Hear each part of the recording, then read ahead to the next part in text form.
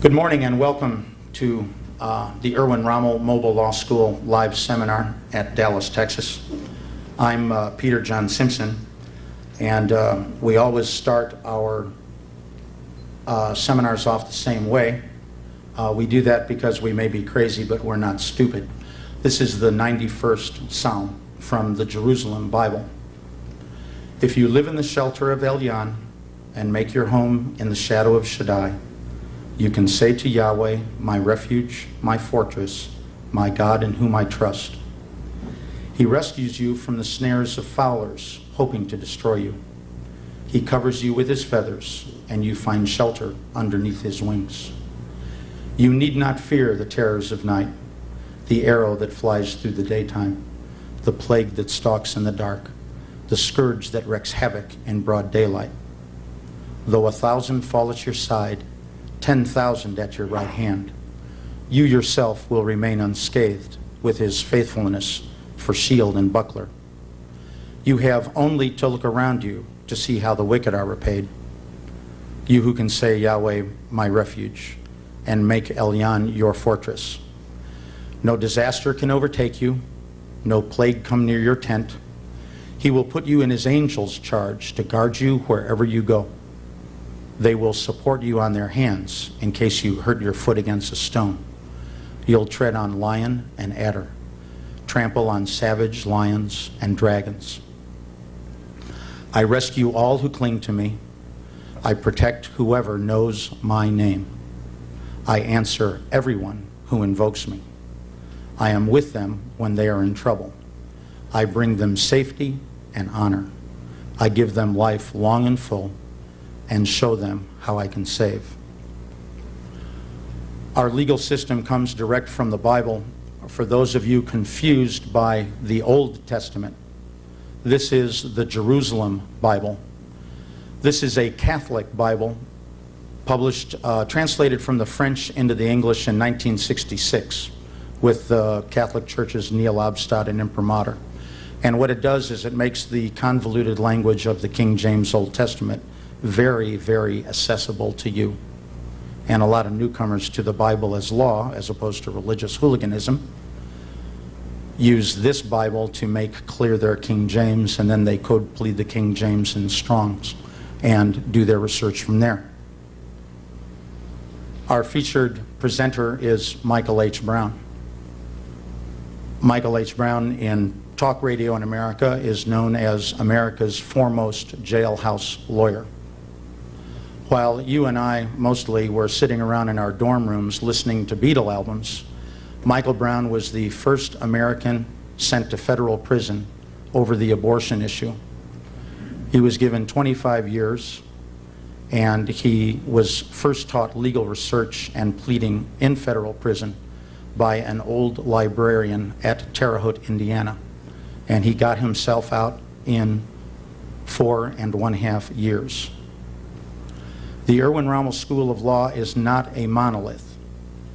You will hear different opinions between Dwayne and myself and Michael on various topics, particularly citizenship arguments, status arguments, and jurisdictional discussions. Quite plainly, Dwayne will readily admit to you, as will I, when it comes to civil litigation, and particularly when it comes to criminal defense litigation, both Dwayne and I readily defer to Mr. Brown. Michael Brown got his first guy out of federal prison in 1974, and he has been attacking legal problems with what can only be charitably described as a methodical violence ever since. And so, Dallas, bolt your socks to your shoes. Here's the Field Marshal himself, Michael H. Brown.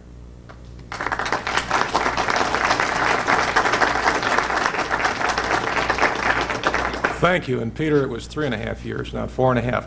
Okay, now, I know this may sound a little strange to some of you, that why we call this the Erwin Rommel School of Law. There are several reasons for this. The first is that when you go into an American courtroom, and this has been true since before our Revolutionary War, what you're doing is you're actually using words on paper instead of bullets. What you're going to find is our court system has almost reached the point of terminal uselessness. However, if you just pay a little attention here with what I'm about to teach you, and I'm not going to get up here and say I've won every case I've ever fought, because anybody who does that, he's basically somebody who won his first case and then quit. That doesn't happen. A lot of times you'll lose a case simply because the judges just do what they want to do because they're undisciplined. Now, what I'm going to teach you here today and tomorrow is not only, I'm not only going to teach you military strategy and tactics in a courtroom, but when you leave here tomorrow, if you even pay half the amount of attention you're supposed to, you will qualify as a suer. In other words, you'll be able to sue people. You'll know how to fill out the forms, you'll know how to go to court, you'll know how to pay the docketing fees, service a process. It's not that simple. Lawyers can do it, anybody can do it. Now, first thing you have to understand, everybody here got their weapon with them? There you go.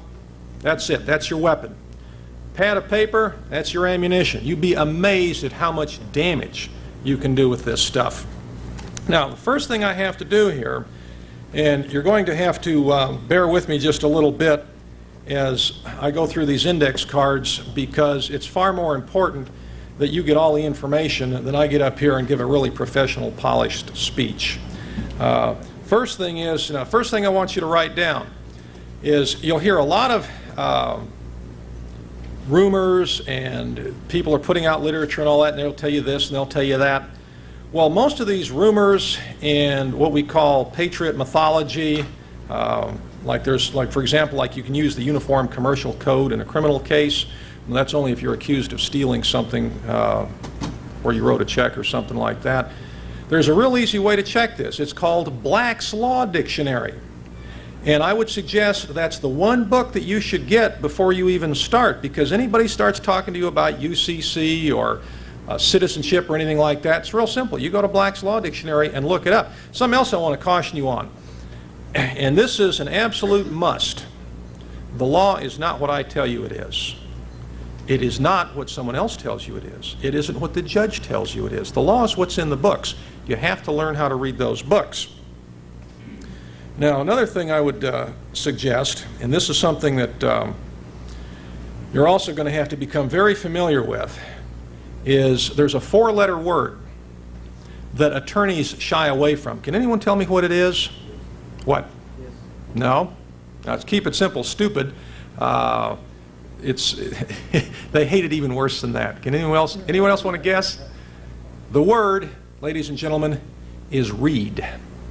In other words, most attorneys are too busy chasing ambulances, lying to clients, figuring out how they can get into their clients' pockets without doing any work. They will not read the law books. And as proof of this, I would suggest you pick up any treatise on legal malpractice. You're going to find 97% of all legal malpractice suits are filed against attorneys who have had more than 4 years experience. In other words, it takes them about 4 years after they get out of law school to learn how to steal from people. Now, another thing that you've got to caution yourself on here is, I hear a lot of these wonderful fairy tales. I heard them from Peter when I first met him. There's two things that you have to have when somebody tells you something that sounds too wonderful to be believed and you want to try the same thing. It's called the name of the court and the docket number. Because if you have the name of the court and you have a docket number, you can call up the court clerk, you can buy a copy of the whole case. And once you've done that, you can read the case and see if the case says what these people say that it says. I'll give you an example. I was down in Florida with Peter a couple of years ago, and we heard this thing came over the Patriot Facts Network. It was about how some federal judge had ordered the National Guard to take over the banks. I mean, really sounded wonderful. So the announcer was just about ready to go on the air with this thing. I said, hey, wait a minute, gentlemen. I said, we don't know if this is true or not. Let me call the court clerk there in Denver first. So I called the court clerk, and she says, this is funny. She says, you're the dozenth guy that's called today? I said, really? What's this case about? She said, oh, it's some group of farmers in some argument with some bank. I said, oh, it doesn't say this, this, and this. And she said, no. Okay? Now, the first thing I want to give you to live by here, because remember, this is a how-to seminar. In other words, I may not be the greatest speaker you ever heard, but if you pay even half the attention you're supposed to, like I said earlier, what you're going to find is when you walk out of here tomorrow, you will know how to sue somebody. You'll know how to take it all the way through. Now, the first thing I want to do is show you this. This is something you have to live by.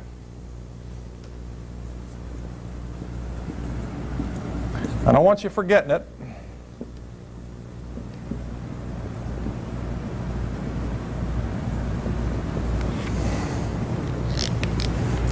Show me what works. In other words, if it doesn't work, if nobody has ever tried it before, it may work. But if someone has tried and failed with it before, I'll double damn guarantee you it's going to fail for you too, probably in a worse fashion. In fact, there's an attorney, I'm not going to mention his name, but he put a piece of work together a few years back in California, sent it up to Ninth Circuit. They said, this is frivolous. They sent it back on him. Second time he went up there, they sanctioned him $2,500. Now, what I'm going to get into now is, first, I've got to get your mindset. I know a lot of you have heard this business about you're a sovereign citizen and you have rights and so forth and so on. Well, you know, I hate to rain on your parade here, but I'm going to introduce you to the real world in the American court system. The first is, and this is from a quote from a guy named Alexis, Comte de Tocqueville, 1835, 1839. It's a book called Democracy in America. And what he said was, the American aristocracy can be found in the lawyer's bar and the judge's bench. In 1955, a woman named Nancy Mitford wrote a book in which she pointed out that an aristocracy in a republic is like a chicken with its head cut off. It may run about in a lively way, but in reality, it's dead. My big thing, and I'll show you why after a while, which you've got to become acquainted with, is the biggest problem we have in the legal system is the federal judiciary. They're all appointed for life. Supposedly they only get removed from office for misbehavior, and most of these people misbehave on a daily basis, so you can see how well that works. This is a quote from a fella, been dead for a while, and remember, we're talking about the federal judiciary and lifetime appointments. That judges of important causes should hold office for life is not a good thing, for the mind grows old as well as the body. Anybody recognize that quote? Man's been dead for about 2,500 years. His name was Aristotle. Now, what I'm going to do here is I'm going to show you the main tactic that you have to employ in the American court system, along with the reason that it doesn't work. And to do that, here's what we're going to do. We're going to go all the way back to the Battle of Hastings. It took place in 1066. Now, can anybody tell me why the Saxons lost that battle? There's a lot of theories out there. English didn't have certain... Now, any of you who've read my introduction to Erwin Rommel, no fair. Okay, I see a man over here has got one, so he already knows. 1066 AD. Now, what had happened was this. First, I'm going to give you the tactics that were used that you also have to employ in the American court system, because if you do not, if you are not cognizant of what you're running into, you're going to be living in a mental Disneyland, and when you come back out the other side through the judicial meat grinder, you're going to say, what happened to me? How did I get hit? Well, by the time you understand what's wrong with this system, and I'm going to teach you how to overcome it with these tactics, then you'll say, okay, I know what I'm in for. When I go into court, I understand that the courtroom is a battlefield, the law is a weapon, the judge is my enemy. Let me go all the way back here to 900. 900 AD, we had the death of Alfred the Great. Now, he was a pretty good guy. I mean, this guy was definitely a king after my own heart. Legend has it that he hanged 44 of his own judges in a single day. Okay? And if he runs for king again, I'm voting for him. Okay? That's why they call him great. That's right. Okay.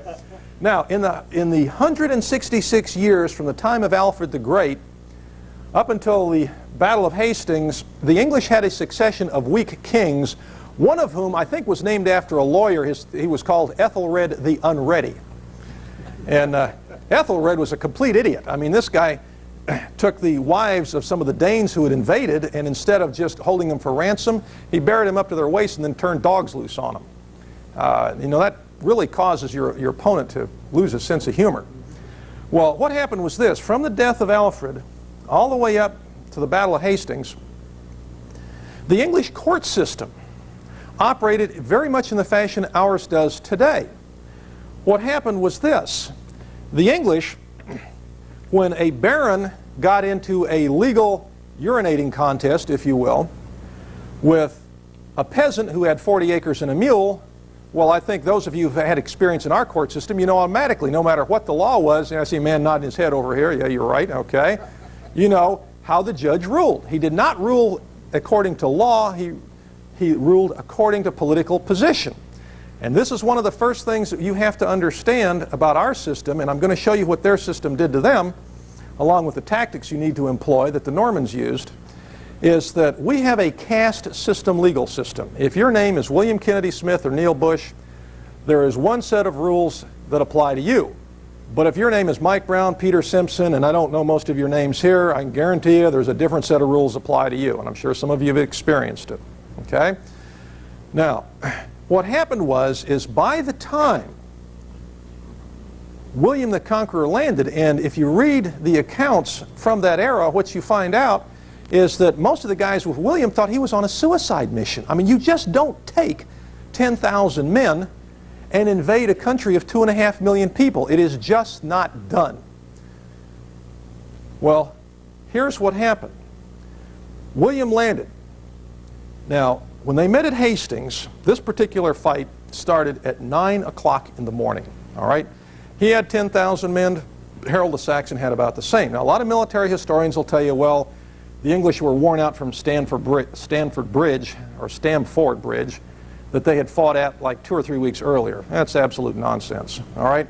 Then they'll tell you that the Normans had invented the stirrup, which the English had never seen before, which meant instead of having to get off your horse to fight, you could now fight from a stirrup, and the Saxon shield wall broke. You'll find all these excuses. The actual fact is, the English were defeated because of their own court system.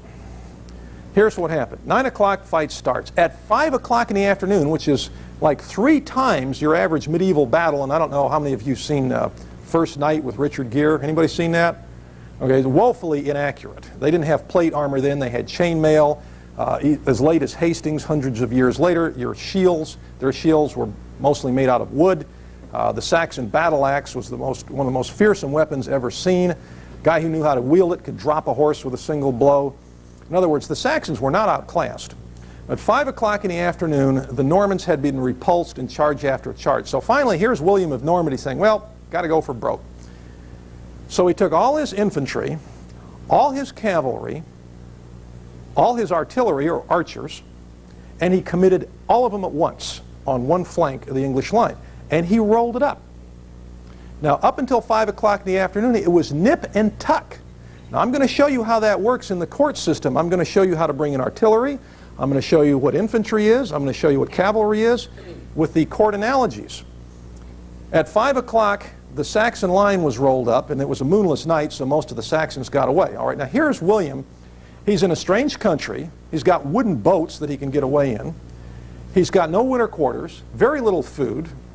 Half his army's laying out in the field. A third of them are dead. And another large percentage of them are laying there with arms and legs missing and things like this. It would have been a relatively simple matter for the Saxon forces simply to commit another division the next day and push him back into the English Channel. But it didn't happen. And the reason it didn't happen is this. It was because of their caste system legal system. Because when William the Conqueror landed, because of the corrupt court system, because of the weak kings that the English had had since the death of Alfred the Great. Anybody recognize what that figure represents? All right, this figure represents the court system in England, and all English history books will tell you this. They don't tell you in this country because they never get into the cause of things. But 80% of the English people had been reduced to serfs and slaves. They did not look upon William the Conqueror as an invader. They looked upon him as a deliverer. And so what they wound up with is what defeated the Saxon kingdom, which means that today we speak English instead of the Saxon tongue, which is very close to German. The reason world history was changed was simply because of a corrupt court system that had lasted for a century and a half. Now, can anybody here tell me that they think all the shelter people in this society are people who've been dispossessed of everything they owned, who've had their families brutalized by federal marshals? You know, that's part of that 80% that we're going to come to one of these days if this court system isn't cleaned up.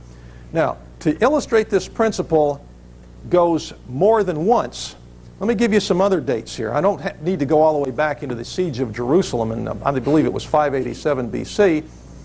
But if you read it in the Bible, if you read it carefully, what you find is when Nebuchadnezzar and his troops came in, they only took the middle class, the upper middle class, the royalty, the people who didn't have anything. They just left them there. I mean, they weren't going to do any harm, and they had nothing against the Babylonians to begin with. Let's go up to 1861. Now, my ancestors fought for the Confederacy. And I always thought that, well, there wasn't any reason we should have lost. Well, there was. It's a real simple one. You'll find it in Isaiah 5, verse 8. Woe to those who lay house to house, who join field to field, until there be no place left in the midst of the land. Now, what happened to us was, in the old Confederacy, is that when the war started in 1861, there were 12 million people in the 11 states of the old Confederacy. 1/3 of them, 4 million, were slaves. Now, the fact is, I don't care who you are or what your racial background is. If you're a slave, who cares who's in charge? You figure one master's just as bad as the next one.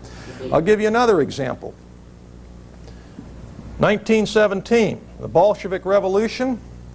Now, I know a lot of the history books over here, they're sympathetic to Tsar Nicholas and all that. The fact is, Tsar Nicholas was an idiot. When an innocent family was killed by one of his officers, instead of Nicholas doing what he was supposed to do and saying, hey, wait a minute, we can't have any of this Randy Weaver business here in Russia, he wrote on the notation, good fellow. And you understand why nobody showed him a lot of sympathy. When the Bolsheviks started the revolution in 1917, they had the same percentage. 80% of the people in what is now the Soviet Union were serfs and slaves. It was the same thing, exactly. Now, I want to bring you up to modern times, and Peter mentioned the Bible and said that's where our legal system comes from. That's partially correct. What I'm going to show you is, and let me hesitate here for a second, a lot of people think the common law and the Constitution came from the Bible. Nothing could be further from the truth. See the man there shaking his head? No, he's absolutely correct. But let me show you what did come from the Bible. It's this statute here. Now, you've got this statute you can use with devastating effect if once you learn it, you apply it. It's like this. And oh, let me also caution you, this is not a magic bullet. It's Title 28, United States Code, Section 453. Now, how many of you who have not read Erwin Rommel can recognize that statute? Okay? This is the most critical statute anywhere in the federal codes. Now, the United States Code consists of 50 volumes, 1 through 50. About 40 of them don't concern you. They're all stuff like agriculture and Indians and that sort of thing. It's got nothing to do with what you're actually going to do in federal court. This statute here, before I explain to you what it is, let me show you the parts of the Bible that it came from. It came from Leviticus 15, verse 21. I'm sorry, that's the wrong one. So it's Leviticus. Peter, which one is that? Slipped my mind. Or is it Leviticus 19, verse 15? There you go. Okay, in Deuteronomy 1, 16, and 17. Now this one you used to be able to find in Black's Law Dictionary in the 4th edition. They finally took it out as they took out the Code of Responsibility for Lawyers and the Code of Judicial Conduct for Judges, and they finally realized these characters had no conception of what they were supposed to be doing. Now what these two statutes prohibit is respect of persons in judgment. In other words, as I said a few minutes earlier, you cannot have one set of rules for William Kennedy Smith and Neil Bush and another set of rules for the rest of us. This was true 3,500 years ago, and it is supposed to be true today. What this is a federal judge's oath of office.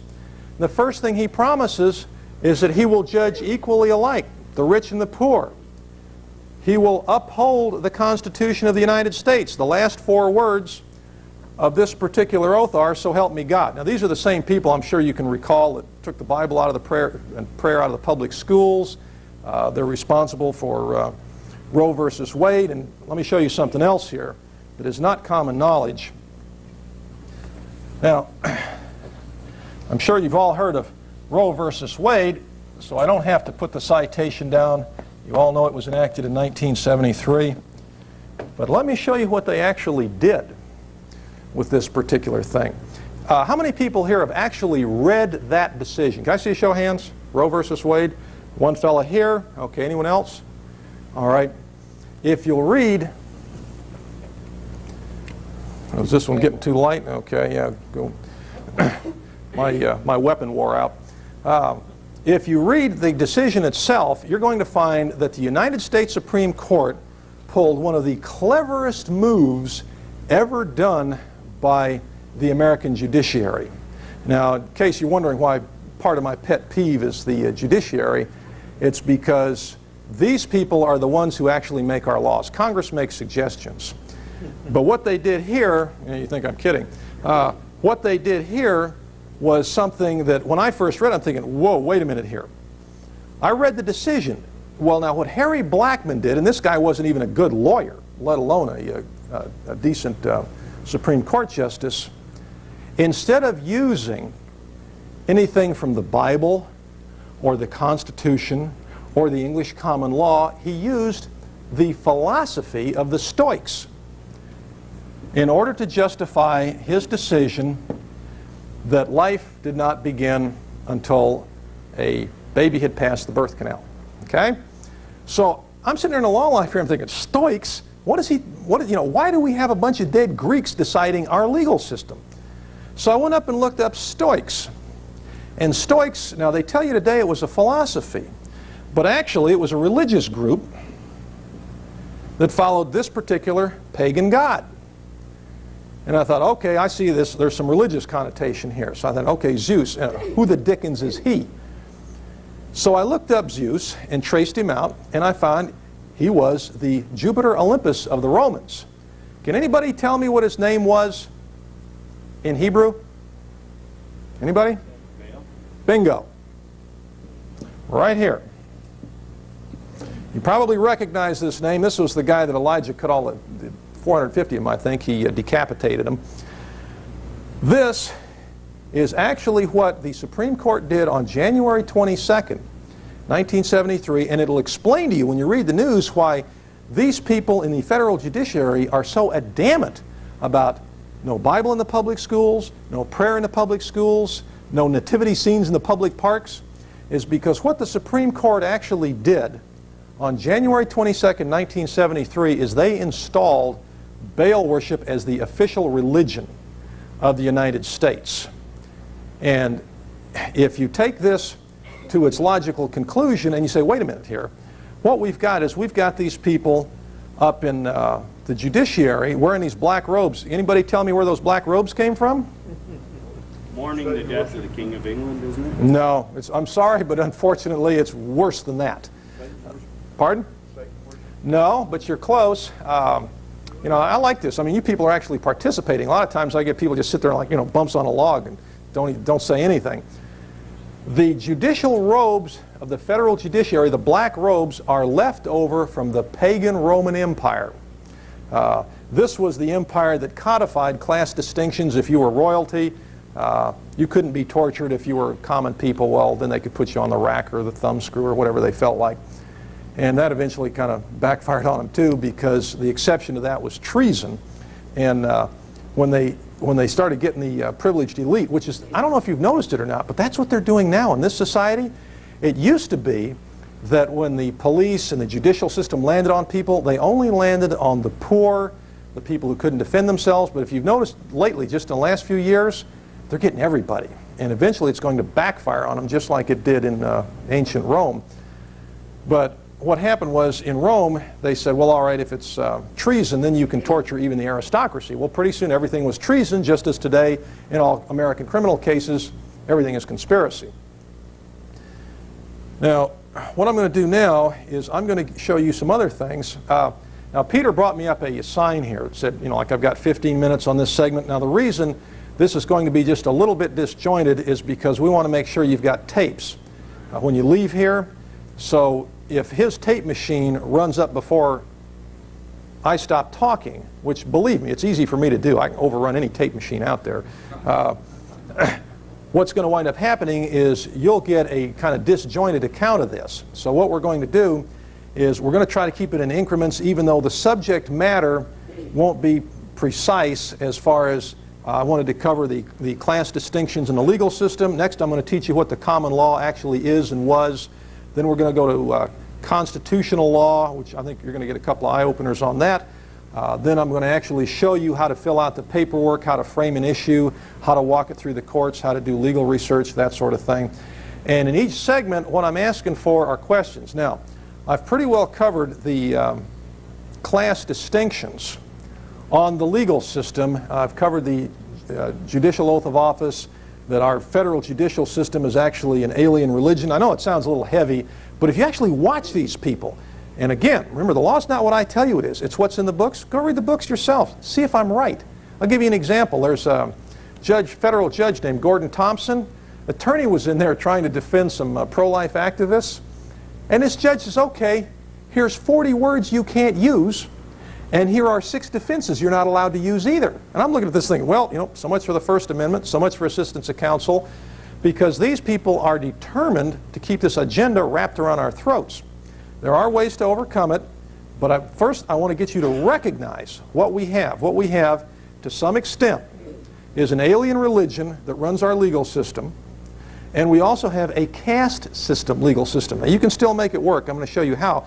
But you've got to understand, when you're going into court, there isn't a judge up there who cares about your rights, because as far as he's concerned, you don't have any. You're a peasant.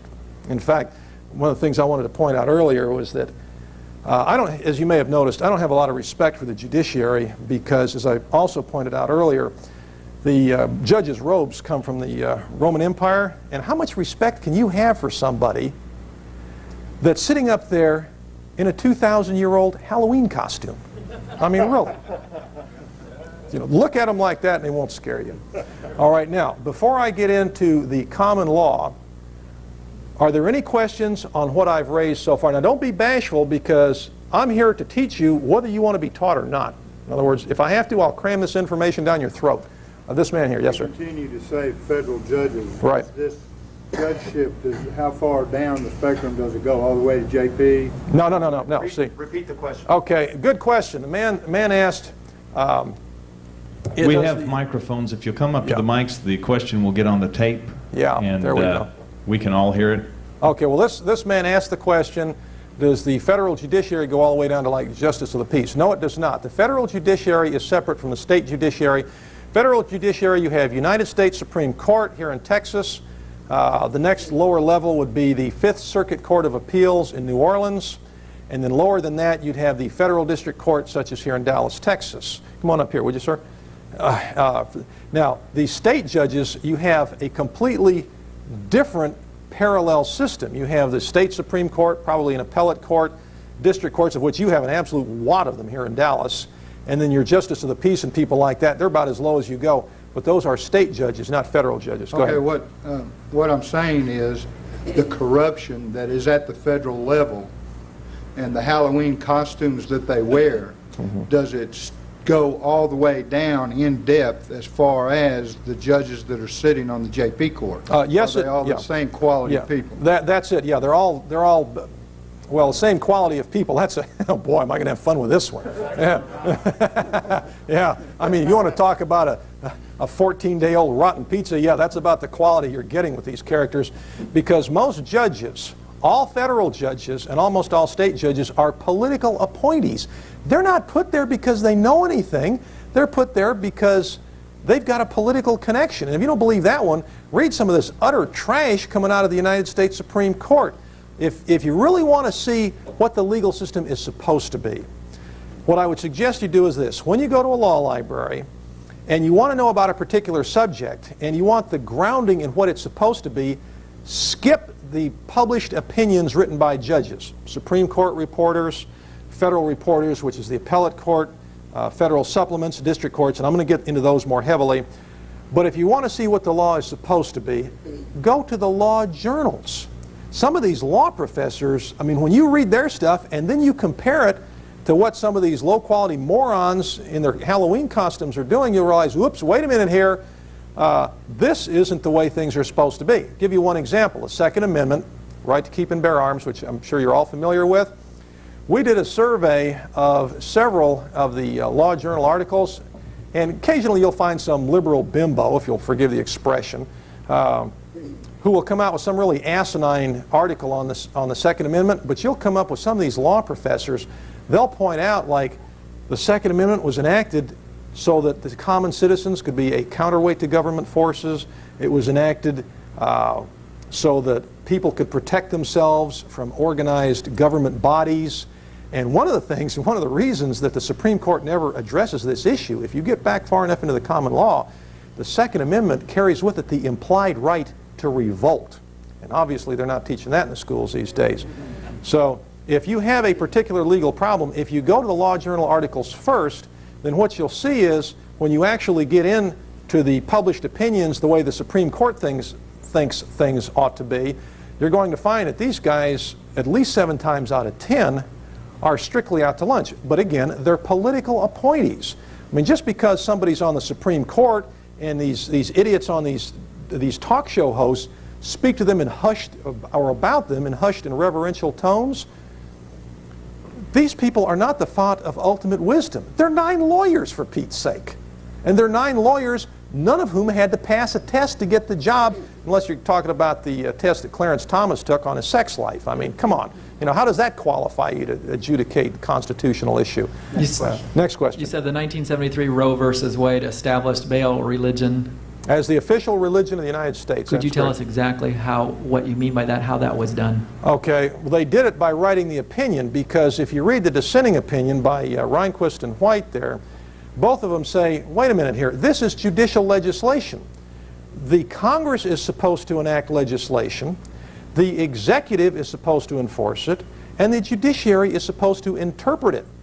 But the judiciary does not interpret anything these days. With the Constitution, they amend it. With the legislation, they twist it. What they actually did, now bear in mind, the 2 hallmarks of Baal worship are infanticide, in other words, killing children, and usury. Now, if you go into almost any court proceeding, you're going to find that if a judge can render a decision pro-life or pro-choice, 99 times out of 100, it will be pro-choice. If he can render a decision in favor of the common citizen or in favor of the usurer, 90% of the time it will be in favor of the usurer. And what they've done is they've actually installed this alien religion by judicial legislation. And this isn't something I'm going to spend this whole seminar on, because quite frankly that's not what anybody's here for. But what I invite you to do is read Roe versus Wade, shepherdize it, which I'm going to teach you how to do, read the later cases that quote it, and you're going to see there's this whole body of law that has absolutely nothing to do with the Constitution as enacted or the statutes, with the exception of these last bunch of idiots we've got in Congress with this FACE Act, freedom of access to care entrances, because a couple of baby killers got whacked. Well, my question is if we have a legal system that's not based on protecting the high priests of this cult, it seems to me it would make a lot more sense to enact a federal law to protect the entrances to McDonald's. I mean, there have been more people killed in one McDonald's by one guy down in San Ysidro, California, than there have every baby killer in the nation since this has started. And this is a ridiculous law, and what's happened is the congressmen we have now are so ignorant and stupid, they're even worse than their predecessors who were bad enough, that they enact this stuff that there's no authority for. Can anyone show me anywhere in the 14th Amendment, which is what the Supreme Court based Roe versus Wade on, where they can justify this? It won't happen, because it's not there. The people who wrote the 14th Amendment never had it in their minds that it was going to be used in this fashion. And I can show you 19th century case law. One of the best is Ex Parte Bain. It's in the 121st volume of the United States Reporters, page 1 from 1887. And they tell you that you must always interpret a constitution through the eyes of the people who wrote it. Now, are there any other questions on this part of the program so far? I see Peter's got a 5-minute sign for me, and I'd kind of like to keep this going. so that I could write up the dates that are crucial to your understanding of the common law from the day that it was enacted. And again, common law did not come from the Bible. Here we go. Here's a question. Yes, Mike, on this, on this, make a comment on the Roe versus Wade. All right. Would it be considered that since the United States doesn't recognize anybody's rights except for the citizens, and they don't become a citizen until they get a birth certificate or they're naturalized in one way or another, and so until they're born into the United States and receive a certificate of birth, then they don't have any rights? Would this be something that they might have been considering? Well, that's a hell of a... Who knows what they're considering? Okay. That's a hell of a question. There's only one thing wrong with that line of argument. He's saying, well, you're not a citizen until you have a birth certificate that says you're a citizen.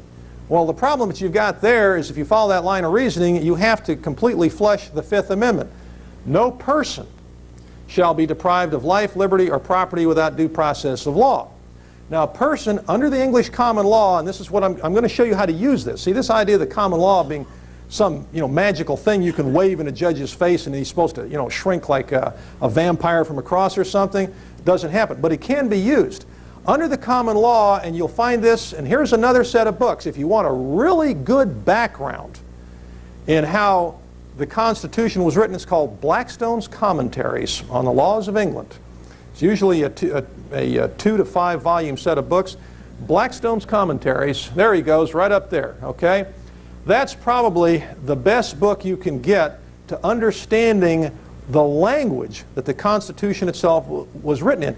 And Blackstone will tell you that person meant from the time of quickening, not from the time of birth, not from the first trimester, not from anything else. It was from the time that the child first moved in the womb, all right?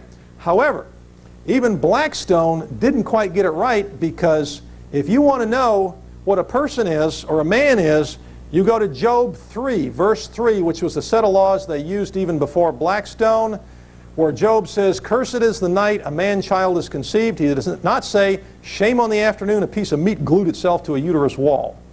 In other words, under God's laws, it's a person from the very instant of conception. Under Baal worship, it's not a person until it passes the birth canal. Now, I think we pretty well discussed that one. All right, any other questions here? Yes, sir, right here. I've got one, since you were talking about the FACE Act, etc., about Paul Hill, who shot the abortionist in Florida, and his defense was going to be justifiable homicide, and the judge ruled that he couldn't use that defense, so basically that was it. Any comments on that? Well, yeah, because, and we're going to get into that on the Sixth Amendment, where we talk about impartial jury. The problem with that judge's ruling is that when a judge hamstrings your defense, then you've been denied due process, you've been denied assistance of counsel.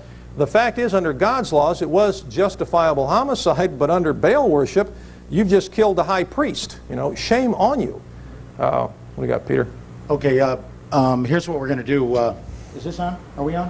What we're going to do is we're going to take our first break right at this point. I would like to end this set with reminding our tape audience, if you do not have our information pack, please write for it. Peter Simpson, 4842 North Magnolia, Chicago, 60640-4710. Our phone is 312-878-0681. Our dedicated fax, 0682. We, two of the gentlemen in this room, Michael included, in 1988 permanently closed 3 abortion clinics by suing them under racketeer influence corrupt organizations. We are looking for a quartermaster corps to mount RICO the Baby Killers 2, and if you would like to be part of RICO the Baby Killers 2, please contact me. We're going to take a short break, and we hope you do too. We thank you. One more thing here, people, and I'm not saying this to be unfriendly, okay, but there will be no questions during the breaks on an individual basis for one very simple reason. If you have a question, someone else has got the same question. What we're trying to do here is teach everyone here, not just isolated individuals, everything that we can. So whatever question you've had, If you feel it's too ridiculous, you don't want to say it in public, put it on a note. I'll answer it, but let me answer it for the whole class. Okay, take a break, and then there'll be battle stations here in about what, Peter? 15 minutes to battle stations. 15 minutes.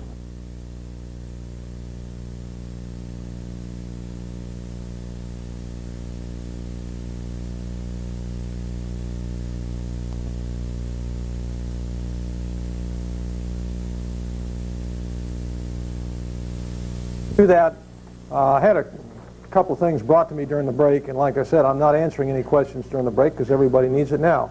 Young man over here, didn't you have a question? Would you come up here and tell us what it was? Or did you forget already? Oh, somebody else, okay. A fellow brought me this here. The president doesn't take an oath to defend the American flag or the Statue of Liberty. That's absolutely correct. He takes an oath to uphold the United States Constitution. The problem is that by the time the Supreme Court gets through mangling it, if you're taking an oath to uphold the Constitution as the United States Supreme Court upholds it, you're basically taking an oath to uphold what's written on a piece of toilet paper. It doesn't mean anything. Now, as far as the Statue of Liberty goes, I'm kind of glad he brought that up because that's another one of my pet peeves. If you go to any encyclopedia and you find a statue of the Colossus of Rhodes is 121 feet high. It's an iron framework covered with copper. It has a headdress representing the sun's rays. It's holding an upraised torch. Colossus of Rhodes, we now know, is the Statue of Liberty. It's just the Colossus in drag. And if you, or at least I got a laugh out of somebody. Anyway, the Colossus of Rhodes, you also know, is a statue of Baal. In other words, that clunker sitting there in New York Harbor is a direct insult to God Almighty, and all these people that did all this singing its praises and all that kind of stuff, they spent $275 million refurbishing that piece of junk. Think how many family farms they could have saved. Now, next thing we're going to get into here is the English common law. And the reason they called it the common law was this. In the time of Henry II, we're going all the way back into the 12th century.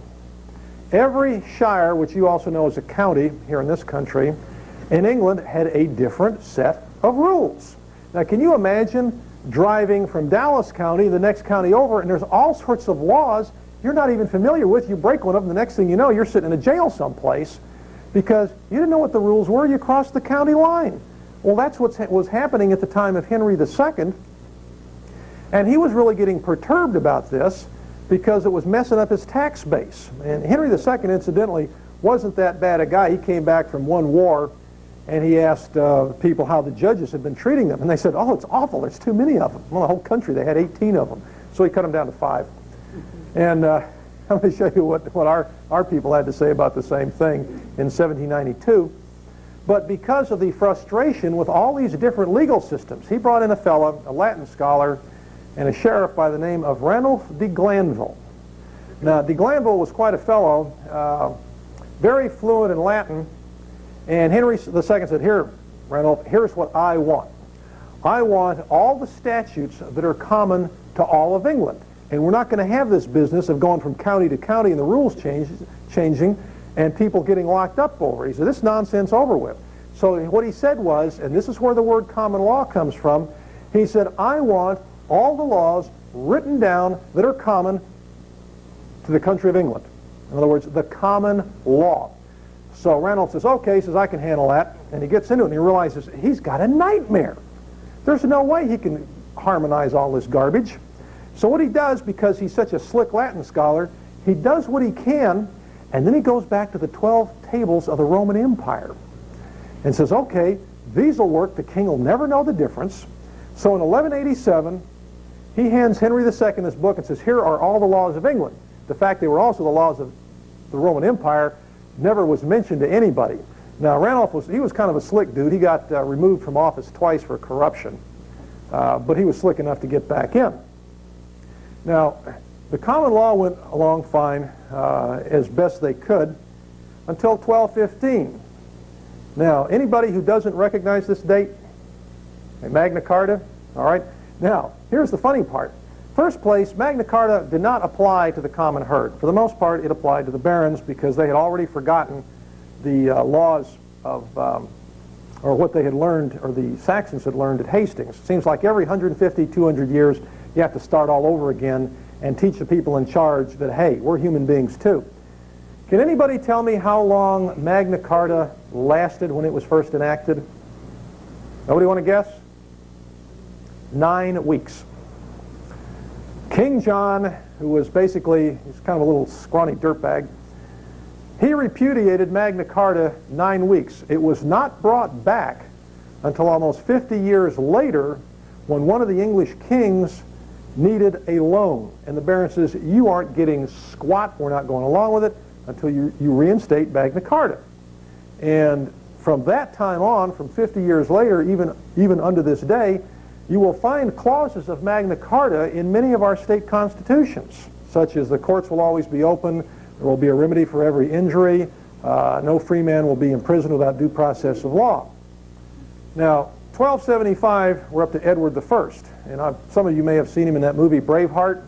It's an interesting movie, and it's about 80% accurate. He was kind of hard on the Scots, but he was pretty decent to his own people, because in the Statutes of Westminster that he enacted, and he didn't have a parliament or a lawmaking body or anything, he just sat down and wrote all this stuff up himself, 54 statutes. And one of them is that there would be no respect of persons in judgment. There was not going to be one set of laws for William Kennedy Smith, another set of laws for the rest of us. The problem is that when Edward I enacted this, his judges didn't get the message. So in 1289, he decided he was going to remove every corrupt judge in England so that they would start following the rules as he laid them down. You know how many judges he wound up with when he was through? Anybody want to guess? Well, you're close. 2. Okay. You're absolutely correct. So in 1289, he scraped all but 2 off the bench. Now, he died in the early 14th century. So by 1340, the judges were back to their usual tricks of complicating everything and creating so much confusion that nobody could get a court case taken care of. So in 1340, the English Parliament passed a very curious statute. I think you're real close to seeing that in this country today. You may even see it before the end of the century. What this statute did was it took cases out of the hands of the judges, and it put them in the hands of commissioners who had no formal legal training or experience, and they cleaned them up. In 1489, now watch this, this is 200 years, and you're going to see this is almost like clockwork. Henry VII had taken over England after the Wars of the Roses. He was like the third party that came in. In 1489, Henry VII had the exact same problem with the judiciary. He had to fine a lot of them, he had to imprison a lot of them. In other words, he had to teach them some manners.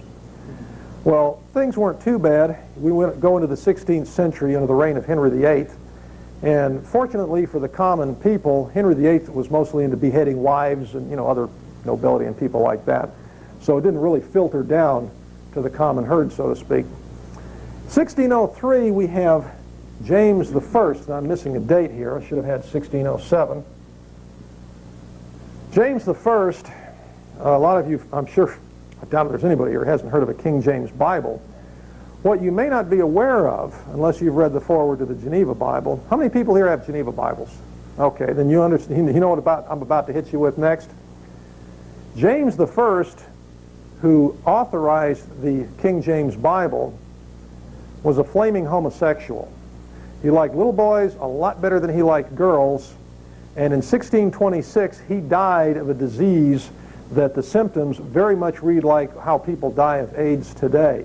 There was a very famous English writer in the 19th century who used to call him, instead of His Highness, used to call him His Sowness, as in female pig. And this particular writer, who I got all this information from, you've probably heard of. It's in chapter 13 of A Child's History of England. Writer's name is Charles Dickens, and he's the one who lays all this out. Now this, James I created so many problems with the English legal system. Well, let me back up here a little bit. Now, some of the states in the Union, Missouri is one of them, they date the common law from 1607, the 4th year of the reign of James I. In the federal system, they date the common law from 1789, which I'll describe here directly. In 1628, now James I had been dead for a couple of years, but his son Charles I was just as much of an idiot as his father. He had no conception of the rights of other people. They were into the divine right of kings, and their reasoning is that a king was a gift from God. If you got a good one, that was a gift from God. If you got a bad one, you still had to go along with the program because that was a punishment sent from God. So either way, no matter what a king did, it was from the hand of God himself. Well, they ran into some serious disagreements with this attitude, and in 1628, the English Parliament presented what is called now the Petition of Right. They say, hey, look, we've got to have some rules here. We've got to have some protection. We just can't have the king's officers wandering around throwing whoever they want into prison, taking whoever's property they want, you know, kind of like the BATF does these days. And didn't get anywhere there. See, I'm missing another date here, too. All right, well, Charles I could not be reasoned with, so by 1642, the English people had had enough, and what they had was a civil war that lasted for 7 years. And very close to the end of the Civil War, I believe it was about 1649, Oliver Cromwell and his people just had Charles I beheaded. Now, beheading at the time was something reserved for common people. Kings were supposed to be above the law, and all the kings of Europe pleaded for his life, and Cromwell and company said, this guy's just got too far out of line, he's got to go, and they whacked his head off. Their problem is that Cromwell and his people were not any more familiar with the principles of government than Charles I was. Charles I was a libertine, but Oliver Cromwell passed laws that nobody could follow, and so he wound up imprisoning people, executing people, a lot of which was uncalled for. The Stuarts came back, and that's what I'm talking about. James I was a Stuart. They were from Scotland. Charles I, he was beheaded. Now, his son, Charles II, came back in the Restoration of 1660. And this right here, yeah, let me get this one here. Make it dark. Well, it's about as dark as it's going to get.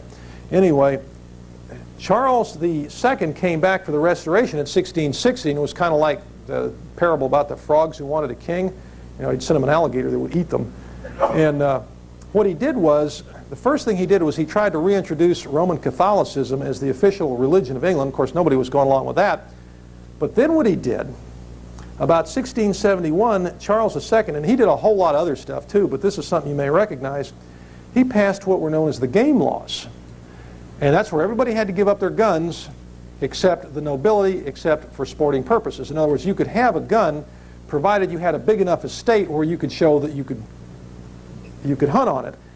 And the English people got more and more fed up with him, so that by 1688 they brought in William and Mary of Orange and just told this guy, hey, you know, hit the bricks. The year after, the English Parliament, to make sure they were never going to have another problem like the Stuarts, they enacted the Bill of Rights. In other words, there was a Bill of Rights for the English people 100 years and some change before we got ours. The Fourth, Fifth, and Sixth Amendments exactly as we understand them now. They're almost word for word the same.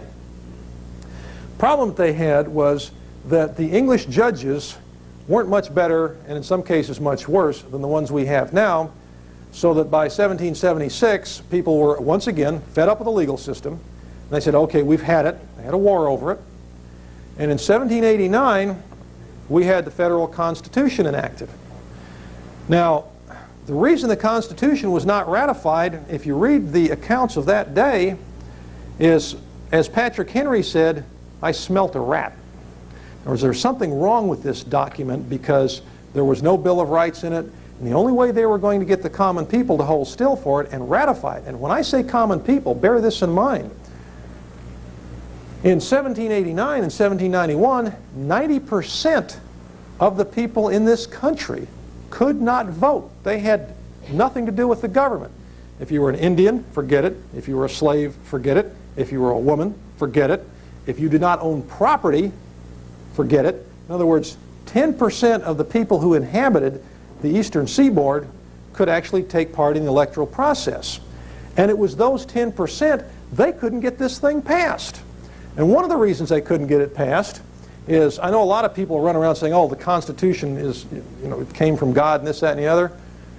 On the contrary, if you read the federal Constitution, I'm going to get to it here directly, what you're going to find is that parts of it, such as Article 1, Section 10, Clause 1, no state can impair the obligation of contract, that was enacted to protect banks and financiers. If it weren't for that clause in the main body of the federal Constitution, when these farmers start going under in the various states, the state legislatures could pass debtor relief laws. But that doesn't happen because of that clause. That clause is a direct contradiction of Leviticus 25 verses 34 to 37, and some of the people back then knew that. Bring us up to 1791. Well, so nobody's going to hold still for this. The 10% of the people who can vote are not going to hold still for this Constitution.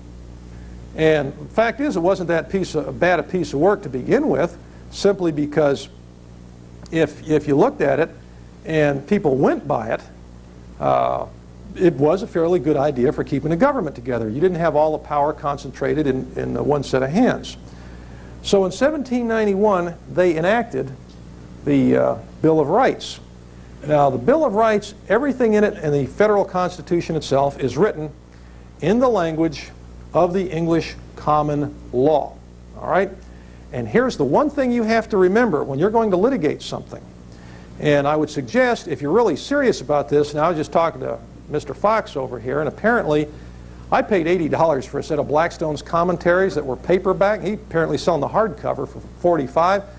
I would very strongly suggest that you get a copy, because without that set of books, when you read the actual language of the federal Constitution, you're not going to know any more about what it means than a federal judge does. But if you actually read Blackstone's commentaries and say, okay, there's a whole section in there on the Second Amendment, right to keep and bear arms. Under Blackstone, the right to keep and bear arms was not a constitutional right or a statutory right. It was an inalienable, God-given right. In fact, what he pointed out was, what Mr. Blackstone pointed out was, is that that's the most important right you've got, because without the weapons to ensure your other rights, you have no rights at all, as they found out here down in Waco not too long ago. Now, you have to take, once you take that, and here's how you use this in a court. This is the one thing that's critical that I have to get through to you. If you're going to argue a constitutional point, and if you're going up against bad case law, if you're going up against someone who you think might be dangerous in a courtroom, it's this. And you can run this on a Westlaw search and you'll find case after case that will tell you this. In the absence of statute, you go according to the common law. In other words, if you have a clause in the Constitution, a well-regulated militia, all right? Militia is not what a federal judge tells you it is. Militia, you go to Blackstone's commentaries and you look up militia, and it simply means every able-bodied male. Now, the irony here is that the judiciary is at loggerheads with the legislative, because any of you who want to know what militia is, watch this. Title 10, United States Code, Section 311, Paragraph A. That's the definition by Congress that has been around since 1792, since the first Militia Act. Title 10, United States Code, Section 311A. What that is the militia is defined not only in Blackstone's commentaries, but by federal statute that is still on the books even unto this day, is every able-bodied male between the ages of 17 and 44, period. That's what militia is. And unfortunately, the courts have gerrymandered to the point where it's completely unrecognizable. Oh, got another one. Got a reload here, okay? Now, 1791, Bill of Rights is enacted. Again, if you have a copy of Blackstone's commentaries, there's an excellent index in it. What you can do is you can read part of the Constitution. You can go to the index, like if you want to look up grand jury or right to keep and bear arms, and Blackstone will tell you the reasoning. See, he not only tells you what the definitions are, but he gives you the reasons that a particular amendment was enacted, or the reason something works in this particular fashion. Now, in 1792, remember, we just had indictment by grand jury in 1791. In 1792, the grand juries were making what are called not only indictments, but presentments. And there's a lot of confusion today on what that means, but they were making a lot of comments on things that had nothing to do with indicting criminals, and one of which was there was one down in Georgia in 1792. Remember, they'd only had the federal judiciary for 36 months, the Judiciary Act of 1789. And the grand jury in 1792, federal grand jury says, we've got too many federal judges. You know, we need to get rid of some of these jerks. You know how many they had back then? 13. Okay? 1973, you're already familiar with. I'm going to skip the 19th century as far as the common law goes, with one exception. If you want to see some really great legal work, if you want to understand how the Constitution works past Blackstone's commentaries, you go to the 19th century federal cases, because remember, back then, all the way up until 1900, we only had about 50 federal judges in the entire United States. Now they're like the movie Gremlins. They're all over the place. There's hundreds of them. And back then, they also had to know something. But if you read 19th century case law, you will find things that you don't even suspect. For example, today, and I'm going to show you how to do this. I'm going to show you how to bring a federal criminal indictment against someone, or at least cause so much grief to the federal prosecutors that they'll do almost anything just to get rid of you.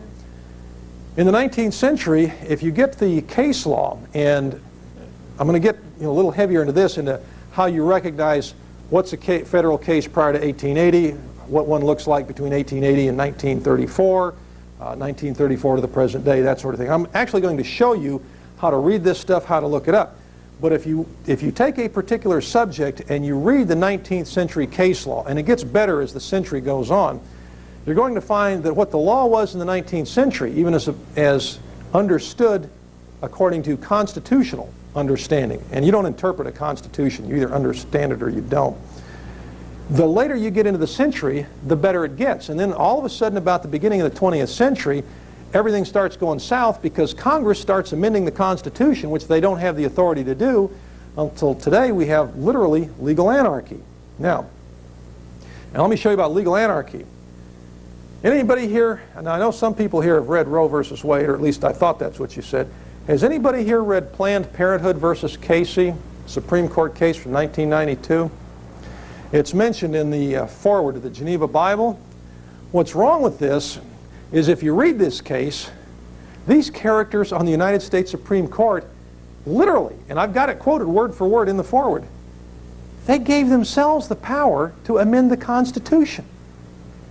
Just as in 1803, they gave themselves the power to interpret it for all three branches of government. And the year after that, Thomas Jefferson wrote a letter to Abigail Adams and said, this decision, Marbury versus Madison, Supreme Court case from 1803, where the Supreme Court gives itself the right to decide what is constitutional and what is not for the other two branches of government, he said, will make the judiciary the most despotic branch. Let me prove it to you. And I don't think, I know I'm preaching to the choir here to some extent, but here's something, when you tell other people, look, this country is not run by elected representatives, it's run by judges. And here's how you prove it. In fact, think about this for a minute. When someone says, oh no, that's not true, say, fine, when's the last time a representative, federal or state, did anything for you? And the odds are probably never. When's the last time he did anything to you? Odds are probably never. When's the last time a judge did something to you? And about 2 times out of 3, a person will look at it and say, whoa, wait a minute, yeah, you're right. I got shafted by this judge or bent over the trash barrel by that one.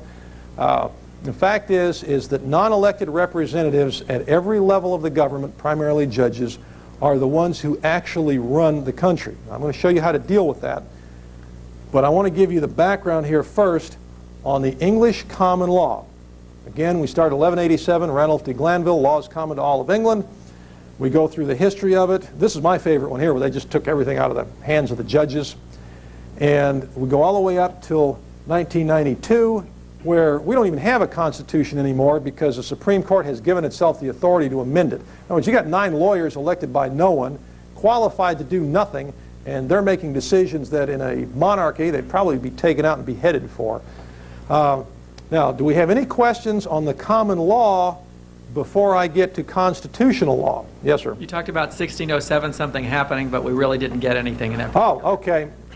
A lot of states, the common law, now again, in the absence of statute, you go according to the common law, okay? Now, at the federal level, the common law stops in 1789. In other words, when our Constitution was enacted, we no longer had a common law, we had a Constitution, even though it was written in that language. So, from that time on, we either went according to the Constitution or by statute. But some states, such as the state of Missouri, do not date their common law antecedents to 1789. They date them, as in Missouri, to the 4th year of James I, 1607. Does that make it any plainer for you? What happened in particular in 1607 that James I did that started, that they could point to? Well, that's a good question, and I don't know. You know, maybe he had another boyfriend then. I couldn't really tell you. All right, you mentioned 1791. You talked about indictments, but you really didn't give us an explanation of how that process, indictments versus 1792, the presentments. Oh, okay. Well, see, I didn't want to get too deep into that because that's on constitutional law. That's the next section. In fact, let's save that for the Fifth Amendment because what I want to show you, the word indictment, by the way, it's from the French, inditer, to point out. In other words, you did it, okay? You're in the jackpot now, and you have indictment by grand jury or presentment by grand jury. At the beginning of the 19th century, a prosecutor was not what you understand today as a prosecutor. He was not somebody on the public trough. He was actually a citizen just like us that would take his complaint, he would take it to the grand jury, and he would sign his name at the foot of the indictment, and it simply meant someone who shared the costs. That's all it meant. And what's happened is, in the last century and a half, the courts and the legislatures have changed the meaning of what indictment by grand jury meant. Okay? I'll cover that more thoroughly in the section on constitutional law because I'm going to show you what it is, how to use it, how to overcome what some of the courts have done. Okay? Anything else on the common law? Talked about 90% of the people could not vote in 1791. That's correct. 10%. Pardon? Only 10% of the people then ratified the Constitution? That is correct. Yeah, in fact, actually, and I'm glad you brought that up too, because the Constitution, everybody looks at this document came from God. On the contrary, of the 55 people who wrote the original Constitution, and you know, I'm not knocking the Constitution, but I'm telling you, it's man-made law. There's flaws in it. Of the 55 people who engineered this thing, 25 were lawyers. Now, what does that tell you? All right? 11 had large mercantile interests. 15 of them were slave owners. 20 of them, and because there's some overlap here, made their living by usury. Now, can anybody here who has not read Erwin Rommel tell me how many people at the Constitutional Convention in Philadelphia were members of the small farmers and mechanics classes? Anybody want to guess? Bingo! Throw that man a fish. 0. That is the correct answer. There was not one person there representing the common citizen. Okay, yes, sir. Next question. Okay, back on the issue of the citizen being able to prosecute on the indictment. Mm-hmm. Okay, back in the, 19th century. Well, wouldn't that be champerty? When they also sharing the spoils? No, because back then, champerty would have to do with, and again, you need a Black's Law Dictionary, but for the most part, it simply deals with churning, if I recall correctly. Now, Robert, have you got a Black's Law Dictionary over there? Okay, yeah, he's got some. Would you please look that up for me? Because what I'm afraid of here is if I shoot from the top of my head, I'm subject to give you some misinformation. I'm going to have him give you the exact definition. No, prosecution, when you sign an indictment, was for a criminal offense. And back then, a criminal offense had penalties such as execution, flogging, imprisonment, that sort of thing. But champerty, I believe, have you found it yet, Peter? Yeah. Yeah, come up here and give us an accurate definition so that I don't wind up making a fool out of myself. This will come to you from Robert Fox's first edition, Black's 1891. Champerty, a bargain made by a stranger with one of the parties to a suit, by which such third person undertakes to carry on the litigation at his own cost and risk, in consideration of receiving, if he wins the suit, a part of the land or other subject sought to be recovered by the action. The purchase of an interest in a thing in dispute with the object of maintaining and taking part in the litigation. And there's a cite 7 Bing 378, which I bet is It's English. is English law. Yeah. First edition. Yeah, it's English law. Okay. Next And question. hang on just one second. Do we have anything different? It's basically the same in Bovier's also. Yeah, see, what you're doing, that's a civil. In other words, what somebody's doing is he's basically using a lawsuit the way you'd use a crap table at Las Vegas, but it has nothing to do with criminal. Okay, next question up here, ma'am. You mentioned that the common law ended when the Constitution was formed, and I noticed that lawyers today still mention the common law in their pleadings and in their briefs. Can you explain why? Oh, okay. No, that's a good question. No, it did not end, all right? It was frozen. In other words, see, the common law continued to develop in England because the common law in England consisted of just everything. Court decisions, statutes, when the king blew his nose, I mean, it just everything. It was frozen in 1789. And now that's true. Lawyers do use that today because almost all your state civil actions are according to the common law. In fact, here's another book you need if you want to get into being a real high-powered suer. It's probably the best book ever written on civil litigation. It's called Prosser's. Prosser apostrophe S, Law of Torts. Torts. Now, Prosser goes all the way back for centuries into the English common law and shows you that most of your civil causes of action, assault and battery, trespass, trover and conversion, you name it, intentional infliction of emotional distress, that's a fairly recent one. Abuse of process did not actually arise until the late 18th century. But he shows you where all these causes of action arose in the English courts. And now remember what I said, in the absence of statute, you go according to the common law. And there were simply, for the most part, it was not necessary in most of the states of the Union to enact statutes to cover things that were already quite well covered by the common law, such as an assault and battery case. In other words, if somebody comes up and knocks the stuffing out of you, and you take him to court, say in one of these Texas district courts, and you sue him, you're not suing him according to statute, you're suing him according to the precepts laid down in the common law before the republic was founded. Al, when you say that the common law ended in 1789, it didn't go any further, didn't evolve any further, are you talking about strictly at the federal level, or are we also talking at the state level? No, I'm also talking at the state level, because remember, the common law came from England. And as of 1789, actually as of 1776, this country was no longer part of the British Empire. So what you have today, and it didn't end, it was frozen. In other words, the principles laid down under the common law at the federal level are still used from 1789, but in some states, again like Missouri, the principles laid down in the common law were frozen, and I don't know why they did this. People who wrote the Missouri Constitution apparently had something up their sleeves. It's frozen from 1607. In other words, the meaning of the common law in this country has not changed since 1789. It's been frozen at that level. And anything else that, for example, if you have a federal civil rights complaint, that's not from the common law. That's a thing enacted by statute. In fact, what I'm going to do here, which is I think you're going to enjoy, is I'm going to show you how to wrap a state judge up on federal civil rights. You just can't do it civilly. I'm going to show you how to do it criminally. Yes, ma'am, you're next. Yes, we know that in federal court, if there's not a statute that applies, then we go to the state statutes and laws. But what happens when you have a situation where there is no state statute? I have gone to the Attorney General's opinions, but how valid are those Attorney General opinions, and can those be used, or should we go back to the common law? I've been told that the Attorney General's is nothing more than an opinion. It's not law, but in the absence of anything else, what do we use? And I can give you an example if you need one. Yeah, I'm going to need an example, because an Attorney General's opinion is just that. Remember, an Attorney General is just a lawyer who went into politics and succeeded.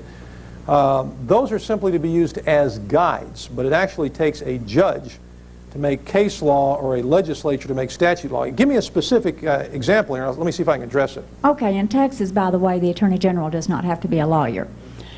Okay. Well, that's an improvement over the rest of the union. Okay.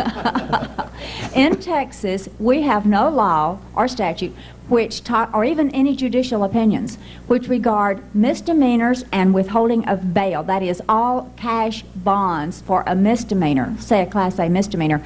And so we went to the law, we went to the judicial opinions. There is nothing. So we had to go to the Attorney General opinions. He said in 1985 that it's unconstitutional to hold a man on a misdemeanor without with all cash bail, which is what one of our members went through. Spent 3 months in jail on this, and yet we could not get a habeas corpus for him on that. So, what should we have done? What do you mean you could not get a habeas? You mean nobody will hear him?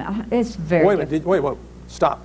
Who submitted a habeas for him? I did. Okay, now once the habeas was submitted, how long before it was denied? He was out of jail before it was denied. Well, the thing is, here's your problem. On a habeas, now I'm going to show you how to get around that. On a habeas, it simply means produce the body. If the body's out there wandering around and they denied it, after he got out, that's what they're supposed to do. All right? There's another way you have to attack this problem, which I'm going to show you. It's one of the thermonuclear equivalents of civil litigation. It's called a petition for declaratory relief. Peter and I have had some real fun with these because it just sends people right up the wall. All right? I'm going to show you how to do that, but I'm not going to do it right now because that really isn't that close on the common law here. Bring it up later if I don't cover it thoroughly enough for you, and believe me, I'll run you through the drill. Let me take this next fellow. What are your comments on the Erie Railroad versus Tompkins case in 1938 concerning the common law? I paid him to ask that. Erie versus Tompkins, what happened was in 1938 or thereabouts, there's a fellow walking down a railroad track, and there was a boxcar going past him, and there was a board protruding out, and it just knocked him flat.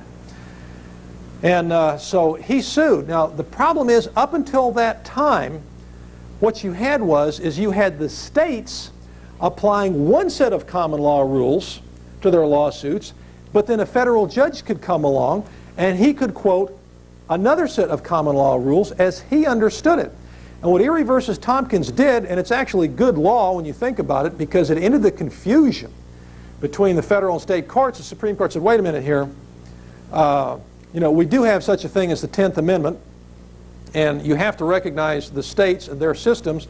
So here's the way it works from now on, is if you have a common law principle in the state of Pennsylvania, which is where this thing took place, and the federal judge thinks that's not the one that should be applied, well, too bad, that's the one you're going to apply. So actually what Erie versus Tompkins did is it ended the confusion as to what the common law was supposed to be between the federal courts and the state courts. Next, yes, sir. Yeah, something that's unclear, Michael, is the Criminal Code 18. Title 18, United States Code, what section? 371, for example. Okay, conspiracy to defraud the United States. You're talking about Section A or Section B? Well, let's just talk about 371, period. Okay, there's two sections. It's without implementing regulations. Whoa, wait a minute. Whoa, stop. Okay. Let me caution you on something here. When you start talking about implementing regulations, you do not need an implementing regulation if you happen to be the Congress to enact a criminal statute. In fact, the exact opposite is true. For example, under Richard Nixon's regime, the Attorney General, through some ad hoc measures, created what we now know as the federal drug laws, and they took that and ran it into Congress. They weren't supposed to do that. But see, here's what, and I got to caution you on something like this, and I'm not saying this to step on you, okay? I'm here to help you. You have to be real careful about taking a premise that sounds logical to you, picking it up and running with it, predicating your behavior on it. The next thing you know, you find out what life is like for John the Baptist on Herod's birthday. They hand you your head on a platter. See, implementing regulations have nothing to do with anything in the criminal code. If Congress decides tomorrow that all of us are supposed to wear green hats until someone comes along and says, wait a minute, that's unconstitutional, it violates this, that, or the other amendment, or the clause of the federal Constitution, we're all stuck with green hats. You don't need an implementing regulation to enact a criminal statute, period. Okay, next question. Well, Well, so what's the meaning of having an implementing regulation if it's meaningless, if I understood your... Because a regulation only applies to the Bureau that enacted it. For example, are you familiar with the Administrative Procedure Act? Okay, that's a little deadly thing, and I hope somebody will remind me to bring this up later, because an agency must obey the rules it promulgates, but an implementing regulation, for the most part, has nothing to do with the public. It's how they regulate the behavior of bureaucracies. It's got nothing to do with you and me. When they start enacting, now, if you want to know about the conspiracy statutes, you don't need to go to implementing regulations to contest them. There's a case from 1949, it's Krulewich versus United States, and if you read the opinion, Justice Jackson points out that all conspiracy statutes are unconstitutional because they reduce the district wherein the crime was committed guarantee of the Sixth Amendment to a nullity. Anything that's in violation of the Constitution is void. So if you're going to get into it with that particular statute, don't argue implementing regulations, argue the fact it conflicts with the district wherein the crime was committed, stricture of the Sixth Amendment. Okay? Yes, sir. Next one. Could you follow-up question on the Erie versus Tompkins? Tom, sure. Was it true that the federal common law, so-called, was abolished? No. It was not abolished. What it was harmonized. See, there's a world of difference. All the Supreme Court did said, look, we're not going to have two sets of common law rules in the same state. In other words, when it is a diversity jurisdiction case, in other words, when the issue that you're raising has nothing to do with federal law except that there is a federal statute that says if you live in Pennsylvania and the dude you're suing is in New York, you can park it in federal court even under this day if it's plaintiff and defendant are in different states and the amount of controversy is over $50,000. That's all that means. All they're saying is, under Erie versus Tompkins, we're not going to have two sets of common law rules in the same state on diversity jurisdiction. And I'm going to show you how to draft a complaint on that. What you got, Peter? We are experiencing some very minor technical difficulties, and just a couple of minutes early, we are going to take a break. On our book table for sale, we have a sample lawsuit for suing IRS agents who are abusing the law, the procedure, and your rights. In our catalog, it is $20. Here at the show, it is $10. In the jurisdictional statement, you will find the Administrative Procedures Act at 5 U.S.C. 706. You will also find petitions for declaratory and injunctive relief, 28 United States Code 2201 and 2202. Mr. Brown is available, as is Dwayne Rogers, who you will hear later, and myself, who you will hear later still. We are all available on a fee basis. We provide numerous services for lawyerless litigators, and we are all contactable through my office, Peter Simpson, care of 4842 North Magnolia, Chicago, 60640-4710. You have to keep those postal guys on the mark, you know. Yeah, and Peter, I would like to encourage people, any of you who are even remotely interested in constitutional law and where it derived from, get one of these Blackstones so you don't get stuck for $80 like I did. There you go. Our phone number at the office, 312-878-0681. Our dedicated fax is 24 hours a day, and it's 0682. And we thank you for your attention. We're going to take a short break, and we'll be right back.